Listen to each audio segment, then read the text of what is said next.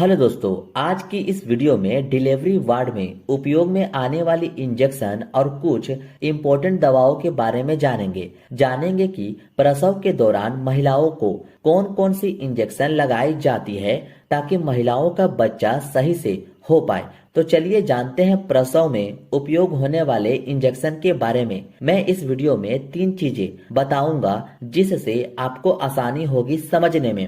पहला, दवा का नाम। दूसरा, उस दवा में क्या कॉम्पोजिशन पाया जाता है। और तीसरा, दवा को किस कारण के लिए उपयोग में लाया जाता है। तो चलिए जानते हैं।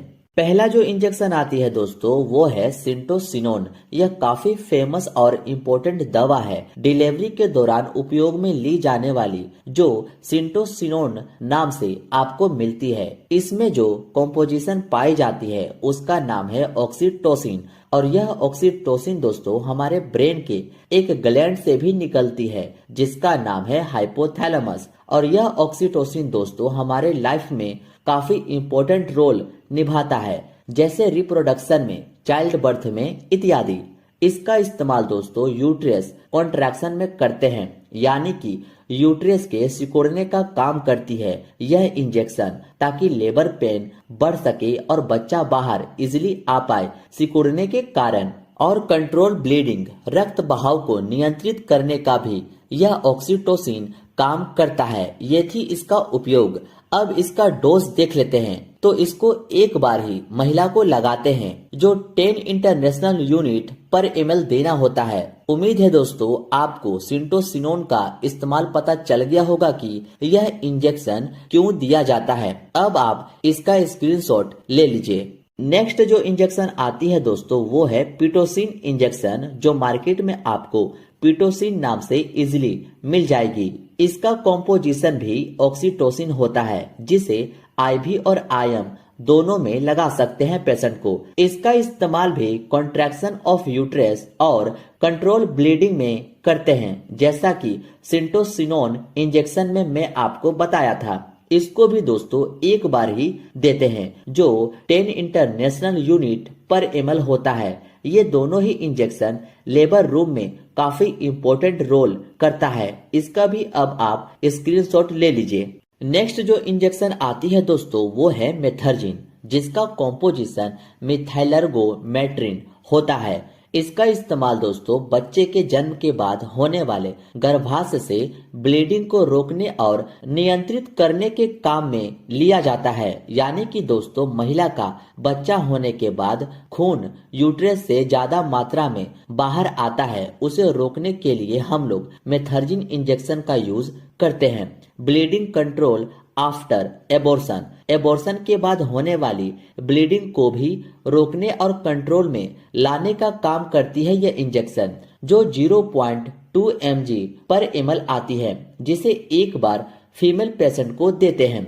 होप सो दोस्तों आप समझ गए होंगे कि मेथर्जिन इंजेक्शन का कब यूज किया जाता है। इसका भी अब आप स्क्रीनशॉट ले लीजिए। इसके बाद दोस्तों मेथर्जिन के नाम से टैबलेट भी आती है, जिसका सेम यूज होता है जो मैंने इंजेक्शन में बताया था। हालांकि लेबर वार्ड में मेथर्जिन टैबलेट का वैसे यूज तो नहीं होता, बट आपको ये पता होना चाहिए कि मेथर्जिन का टैबलेट और इंजेक्शन दोनों आती है और दोनों का सेम काम होता है डिलीवरी के बाद रक्त बहाव को रोकने का। इसको दिन में 2 बार पेशेंट को दिया जाता है। इसका भी अब आप स्क्रीनशॉट ले लीजिए।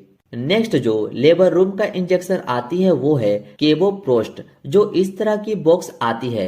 इसका कॉम्पोजिशन दोस्तों कार्बोप्रोस्ट ट्रोमिथाइन होता है, जैसा कि आप इसके बॉक्स पर भी लिखा देख सकते हैं। अब इसका इस्तेमाल देख लेते हैं। तो इसका इस्तेमाल भी यूट्रस को सिकुड़ने के हेल्प में यूज किया जाता है। बिफोर एबॉर्शन, एबॉर्शन के पहले इसका इस्तेमाल किया जाता है ताकि एबॉर्शन इजी हो पाए यूट्रस के कॉन्ट्रैक्शन होने के कारण। और इसको दोस्तों इंट्रामस्कुलर में देते हैं, इसको आईवी में नहीं लगाया जाता है, यह आप ध्यान में रखना। इसका जो डोज होता है दोस्तों वो 125 माइक्रोग्राम पर ml होता है, जो लेबर वार्ड में डिलीवरी परफॉर्मेंस करने से पहले एक बार पेशेंट को लगाते हैं, जो यूट्रस को सिकुड़ने का काम करती है। होप सो दोस्तों इतना आप समझ गए होंगे कि इस इंजेक्शन का यूज क्या है इसका भी अब आप स्क्रीनशॉट ले लें।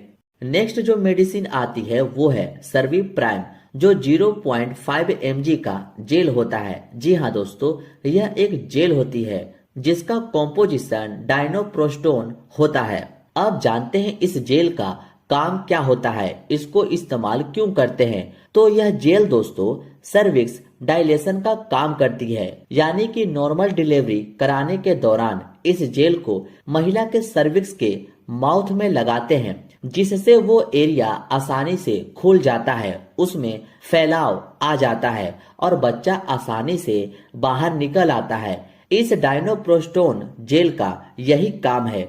होप सो आप समझ गए होंगे कि इस जेल का इस्तेमाल क्या है, जैसा कि आप इस इमेज को भी देखकर समझ सकते हैं कि इस जेल का यूज क्या है।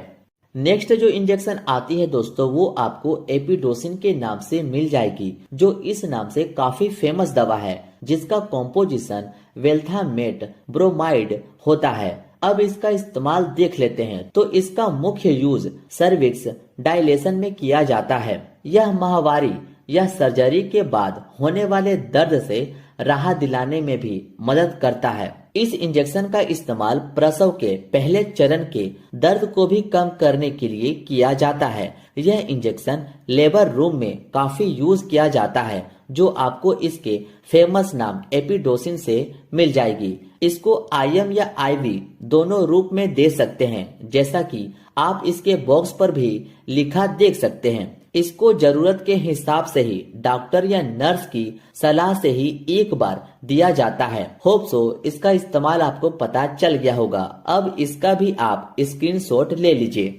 नेक्स्ट और आखिरी इंजेक्शन आती है, उसका नाम है ड्रोटिन। इस तरह की बॉक्स आती है जो आपको ड्रोटिन के नाम से मार्केट में मिल जाएगी। इसका कॉम्पोजिशन ड्रोटावेरिन हाइड्रोक्लोराइड होता है। देखो दोस्तों, ड्रोटावेरिन हाइड्रोक्लोराइड दर्द को रोकने का भी काम करती है। एठन टाइप की दर्द से यह इंजेक्शन रिलीफ देता है, जैसे माहवारी में होने वाले दर्द से, एब्डोमिनल पेन etc। इस तरह की दर्द में यह ड्रोटावेरिन हाइड्रोक्लोराइड काम करता है। इसका टैबलेट और इंजेक्शन दोनों आती है, और यह इंजेक्शन दोस्तों फास्ट बर्थ करने में भी मदद करती है। इसी कारण ड्रोटिन इंजेक्शन का यूज लेबर वार्ड में किया जाता है। पेट दर्द जैसी समस्याओं में यह दवा काम तो करती है, पर इसके अलावा बच्चे को जल्दी जन्म करवाने में भी यह दवा काफी इम्पोर्टेंट रोल निभाता है, जिसे पेशेंट को 1 टाइम ही देना होता है। होप सो दोस्तों आपको इसका यूज समझ आ गया होगा। यह इंजेक्शन दोस्तों डिलीवरी को फास्ट करती है ताकि बच्चा जल्दी हो जाए। उम्मीद है आपको इस वीडियो में बताई गई इंजेक्शन का यूज पता चल गया होगा। कोई भी डाउट हो तो आप कमेंट जरूर करें। मिलते हैं अब आपसे नेक्स्ट वीडियो में।